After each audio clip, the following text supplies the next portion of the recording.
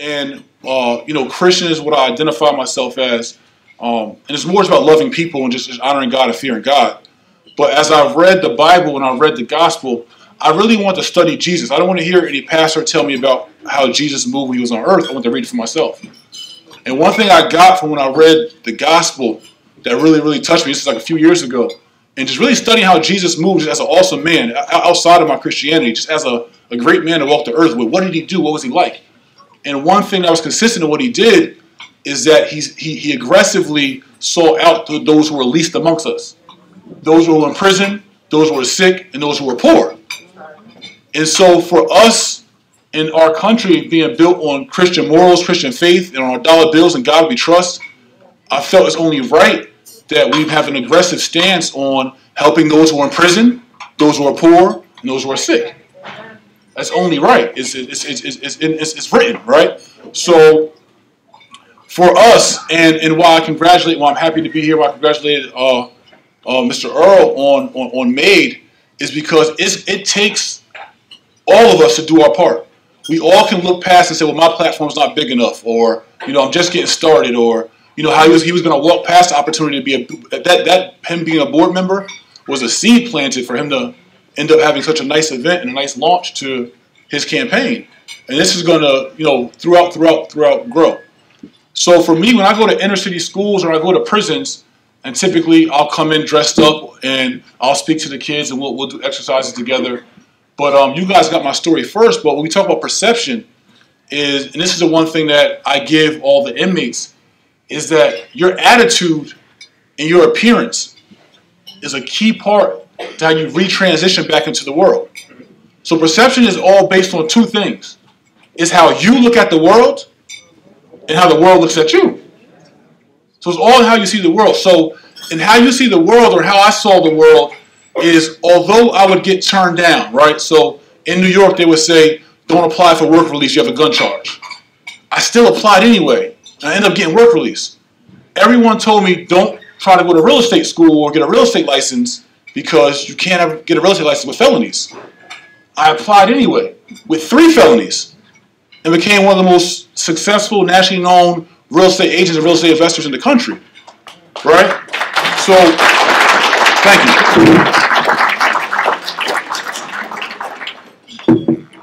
But it's not so much about me, but it's more about my attempts and my effort.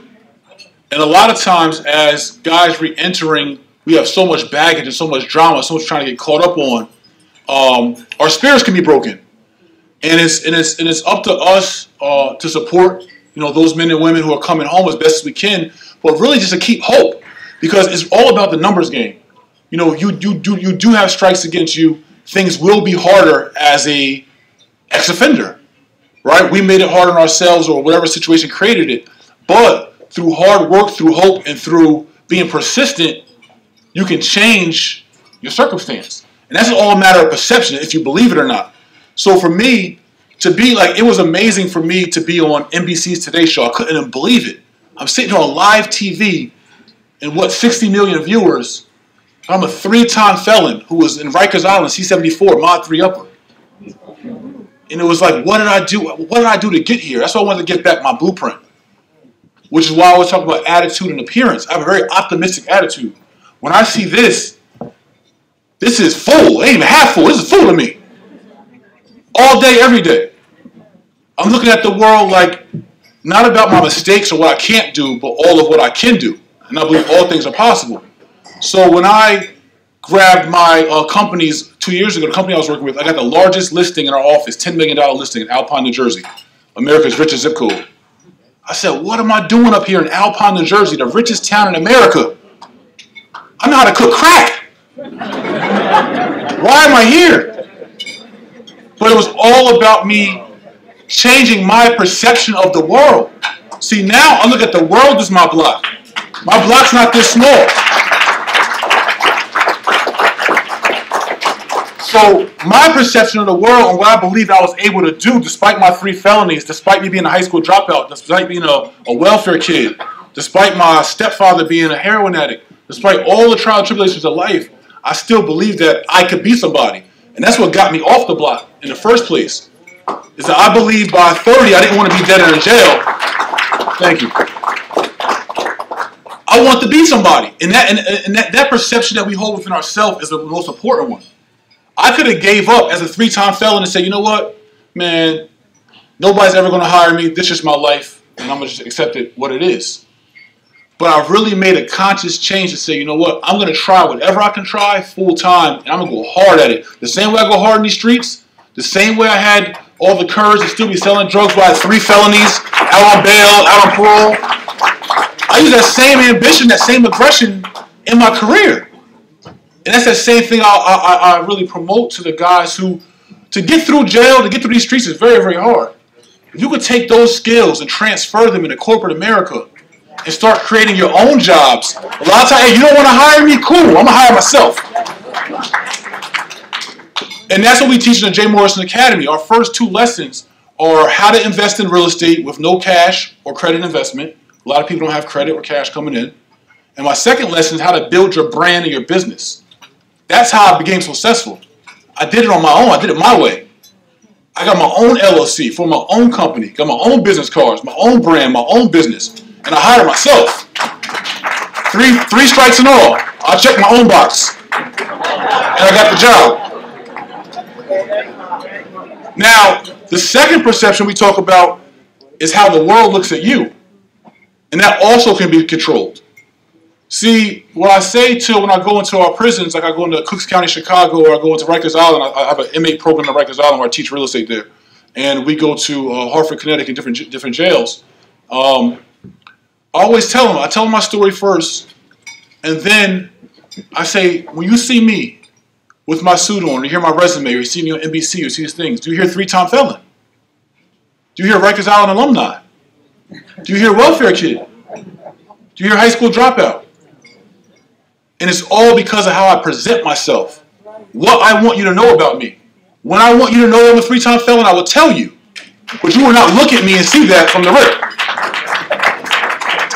It's very important for those of us who have strikes against us, for anyone, even if you don't even have a felony or a misdemeanor or any kind of criminal history, how you present yourself, the perception you allow the world to receive of you is very, very keen. And there's 2 parts of perception. There's your physical appearance. It's how you look. Are you groomed? Are your nails clean? Is your hair cut? You got hair in your neck? Your shoes run down?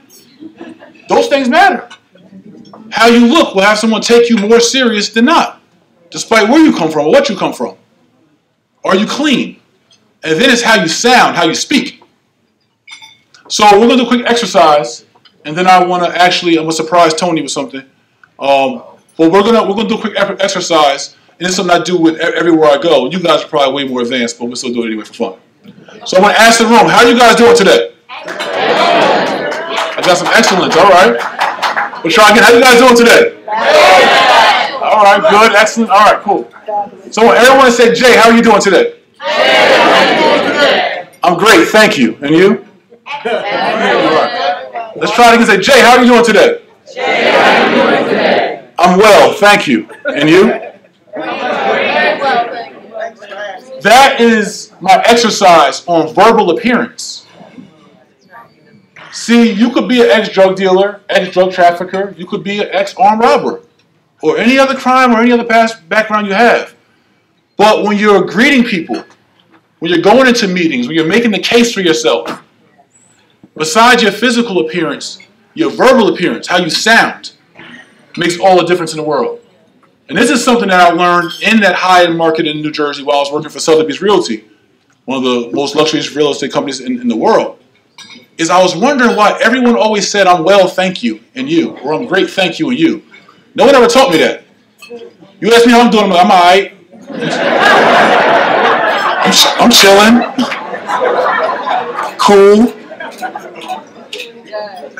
But those 6 words could change your life. Because it changes the perception of who you are. When someone asks you how you're doing, they greet you, and you say, I'm well, thank you. And you. I have no college education. At least Tony got that. I'm just a guy that figured it out. I got lucky or something. Blessed. Favored. But I did realize there is a blueprint. There's a formula to it. It's not a roll of the dice. If you can really change your perception of how you look at the world, and then work magic and change how the world looks at you, you can create endless opportunity for yourself. And that's what it's all about. If you can't get the opportunity from someone else, you have to be creator and be able to create that opportunity for yourself. And that's the bottom line for a lot of our inmates. The transitional service, I love that ready, set, work. I love that. I'm going to steal that. Ready, set, work. I'm going to tell my employees that. Ready, set, work. Let's go. But getting our guys prepared for the workforce is very, very critical. Etiquette, resumes, all those things. But also preparing and giving our guys opportunity to be able to invest in themselves and start their own businesses and be their own bosses and then go hire other people like them is one of the biggest things that we can actually give back.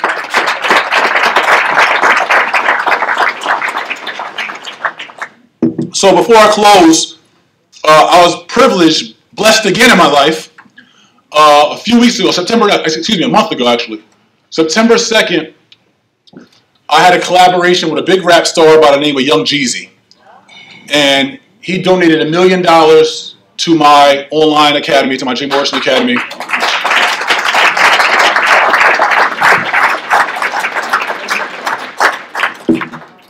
Yeah, Jeezy is one of the first stars to really step up and say, he actually called me on the phone and was like, yo, I see what you're doing. He said, I want to help you help us.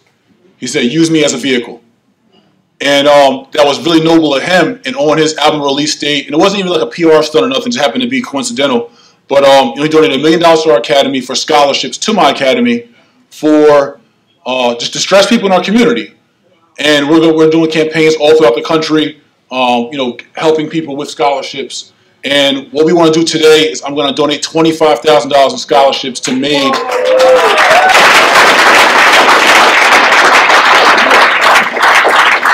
And this is on behalf of Jay Morrison Academy, Young Jeezy, Another Way Out, and the Street Dream Foundation.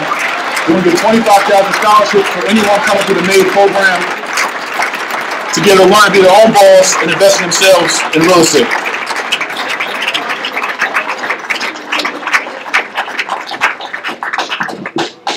Well, you guys can see. This is good. You can sit down.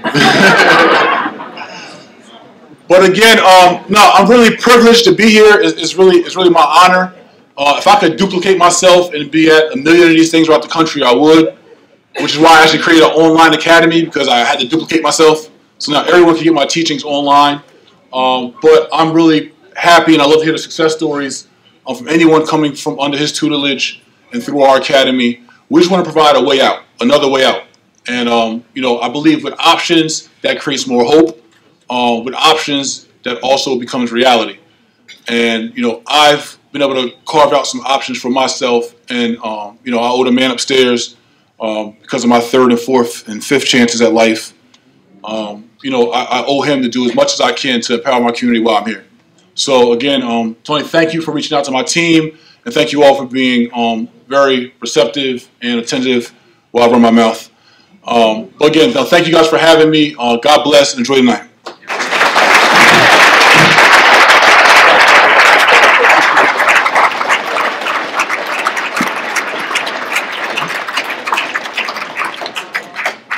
Just want to say one thing too.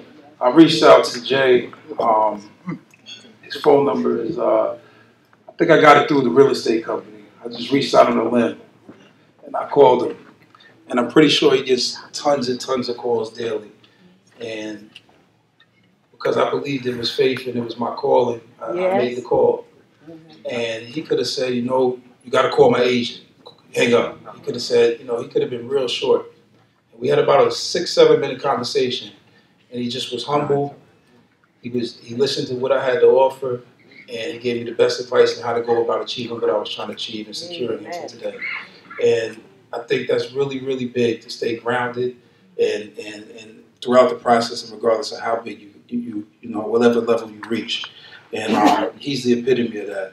I thank him for the generous donation, and I look forward to partnering with our participants in his academy. I wish him nothing but the best success. And this pretty much concludes our informational segment of the evening. So we're going to enjoy ourselves now. We don't want to overload you. We'll be doing some raffling. We encourage all to get up, interact with one another, share what you do, exchange business cards if you have them, network. We look to build relationships from this point on. And we'll be doing some raffling. And I just want to say again, thank you for everyone that came out tonight. It means so much to me.